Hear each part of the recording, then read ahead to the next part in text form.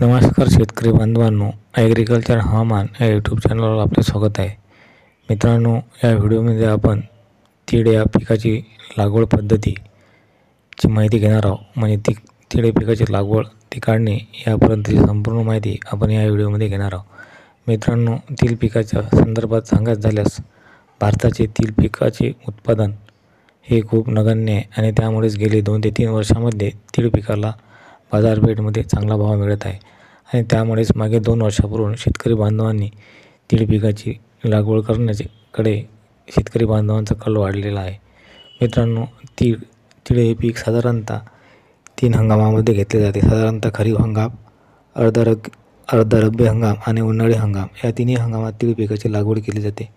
तर मित्रांनो, तीळ पिकाकरता जमीन ही कोणत्या प्रकारची असावी याची माहिती आपण आता घेऊया. साधारणतः रेताळ आणि विंबळयुक्त जमीन वगळता सर्व प्रकारची जमीन, पाण्याचा उत्तम निचरा होणारी जमीन ही तीळ पिकाकरता योग्य असते. फक्त रेताळ आणि विंबळयुक्त जमीन मात्र तीळ पिकाकरता आपण निवड करू शकत नाही. मित्रांनो, तीळ पिकाकरता आपल्या शेत जमिनीची चांगली मशागत करून घ्यावी. त्याचप्रमाणे तीळ पिकाकरता शेत जमिनीची जास्त खोलवर नांगरवरटी न करता उथळ नांगरणी केल्यास तीळ उगवण्याचे करता त्याचा चांगला फायदा होऊ शकतो. कारण तीळ पिकाचा मुख्य धोका असेल तर ते उगवण्याचाच आहे. कारण जास्त खोल अंतरात जर तीळ टाकला गेला तर तीळ मात्र हे उगवत नाही. मित्रांनो, तीळ पीक हे साधारणतः सोटमुळे या प्रकारात मोडत असल्याकारणाने तळाचे सोटमुळे 60 सेंटीमीटर ते 90 सेंटीमीटर एवढे मोठे असून बाकी तंतुमुळे असतात. कालावधी हा साधारणतः 3 ते 3.5 महिन्याचा असतो. मित्रांनो, तीळ या पिकाची पेरणी करताना अंतरच्या बाबतीत सांगायचं झाल्यास 2 ओळीतील अंतर हे 30 सेंटीमीटर ते 45 सेंटीमीटर आणि 2 झाडातील अंतर हे 15 सेंटीमीटर असावे. मित्रांनो, जर जमीन आपली भारी असेल तर 45 सेंटीमीटर अंतर ठेवण्यास काही हरकत नाही, परंतु जर हलक्या स्वरूपाची जमीन असेल तर 30 सेंटीमीटर अंतर ठेवण्यास काही हरकत नाही. मित्रांनो, तीळ पिकाच्या जातीच्या बाबतीत सांगायचं झाल्यास तीळ पिकामध्ये बाजारपेठेमध्ये भरपूर जाती उपलब्ध आहेत. त्यापैकी जास्त उत्पादन देणाऱ्या जाती ह्या पुढीलप्रमाणे आहे.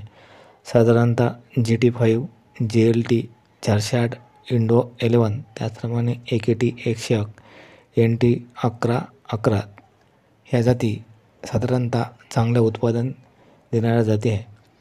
यापैकी GT5 आणि JLT 408 ह्या व्हरायटी इंदोर आणि राजस्थान या साईडमध्ये मिळतात. आपल्याकडे ह्या व्हरायट्या मिळत नाही, परंतु ह्या व्हरायटीचे उत्पादन मात्र हे बाकी व्हरायटीपेक्षा चांगले उत्पादन आहे. आपल्याकडे इंडो-11, त्याचप्रमाणे AKT 101, NT 1111 या प्रकारचे जातीचे बियाणे मिळू शकते. तर मित्रांनो, तीळ या पिकाचे बियाणे हेक्टरी किती तर साधारणतः 4 किलो म्हणजे एकरी 1.5 ते 2.25 किलो तीळ बियाणे लागू शकते. तर मित्रांनो, हे तीळ बियाणे सरळ न पेरता तीळ बियाणामध्ये आपण शेणखत मिक्स करून त्याची पेरणी केलीच तर योग्य प्रमाणात आणि योग्य अंतरावर ते बियाणे पडण्यास त्याची मदत होऊ शकते आणि त्याचप्रमाणे उगवणीकरता सुद्धा त्याची मदत होऊ शकते. साधारणतः तीळ पिकाच्या उगवणीकरता 15°C तापमानाची गरज असते. त्याचप्रमाणे तीळ पिकाची कैक वाढ होण्याकरता 21°C ते 26°C तापमानाची गरज असते आणि फलधारणा होण्याकरता 22 ते 26°C तापमानाची गरज असते.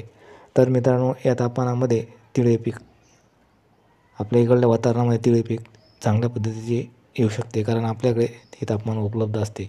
तर मित्रांनो, खत मात्रेच्या बाबतीत सांगायचं झाल्यास हेक्टरी 12.5 किलो नत्र, त्याचप्रमाणे 25 किलो स्फुरद तीळ पिकास पुरेसे आहेत. 12.5 किलो हेक्टरी नत्र हे 10 ते 15 दिवसानंतर उगवणीनंतर आपण तिळास दिले पाहिजे. आंतरमशागतीच्या बाबतीत झाल्यास तीळ या पिकावर तणनाशकाची कुठली फवारणी न करता एक डवरणी आणि एक कोळपणी करून घेऊन पीक आपण तणविरीत ठेवल्यास उत्पन्नात निश्चितच वाढ होण्याची शक्यता आहे. मित्रांनो, तीळ पिकावर ज्या विविध रोग किंवा किडीचा प्रादुर्भाव होतो त्याबद्दलचं सांगायचं झाल्यास तिळावर मावा, तुडतुडे, पाने खाणारी रंडळी,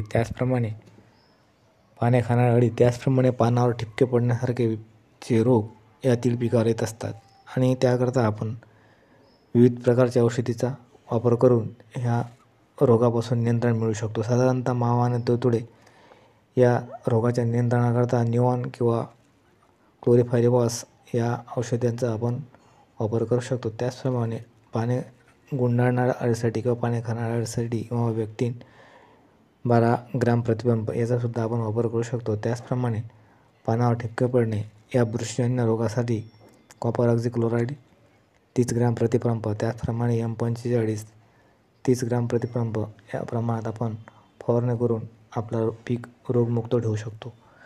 पाणी व्यवस्थापनाच्या बाबतीत सांगायचं झाल्यास 10 ते 15 दिवसाच्या अंतराने आपण तीळ या पिकाला पाणी देऊ शकतो. परंतु पाणी देण्याच्या पद्धती आणि दिवस कालावधी हा जमिनीच्या प्रकारानुसार बदलू शकतो. जर आपली जमीन हलक्या स्वरूपाची असेल तर पाण्याचं अंतर हे कमी दिवसातच पाणी द्यावे लागेल, म्हणजे पाण्याच्या पड्या ह्या वाढण्याची शक्यता असते. तर भारी जमिनीमध्ये कमी पावसातसुद्धा तीळ पीक आपण घेऊ शकतो. साधारणतः तीळ पिके परिपक्व होण्याकरता 3 ते 3.5 महिन्याचा कालावधी, म्हणजे जवळपास 90 ते 100 दिवसाचा कालावधी हे पीक परिपक्व होते. तर मित्रांनो, पीक परिपक्व झाले याची आपल्याला कधी कळते तर साधारणतः तीळ पिकाची पाने पिवळी पडायला लागतात आणि बोंडेसुद्धा ह्या पिवळी पडायला लागतात. त्या कालावधीमध्ये आपण तीळ पिकाची काढणी करून घ्यावी, कारण जर जास्त उशीर झाला तर तीळ पिकाची बोंडे तडकून उत्पन्नात घट येण्याची दाट शक्यता असते. तर मित्रांनो, जर हा व्हिडिओ आपणास आवडल्यास व्हिडिओला लाईक आणि कमेंट जरूर करा. मित्रांनो, आपल्या या चॅनलवर शेती पिकाची संपूर्ण माहिती, त्याचप्रमाणे हवामानाचा अंदाज आपण देत असतो. महाराष्ट्र त्याचप्रमाणे भारताच्या संपूर्ण भागाचा हवामान अंदाज आणि विविध पिकाची माहिती आपण या चॅनलवर देत असतो. तर शेतकरी बांधवांना, तुम्हाला जर ही माहिती चांगली वाटली तर चॅनलला नक्की भेट द्या, चॅनलला सबस्क्राईब करा. तसेच व्हिडिओ आवडल्यास लाईक आणि कमेंट करा. धन्यवाद शेतकरी बांधवांनो, त्याचप्रमाणे यूट्यूब चाहत्यांनो.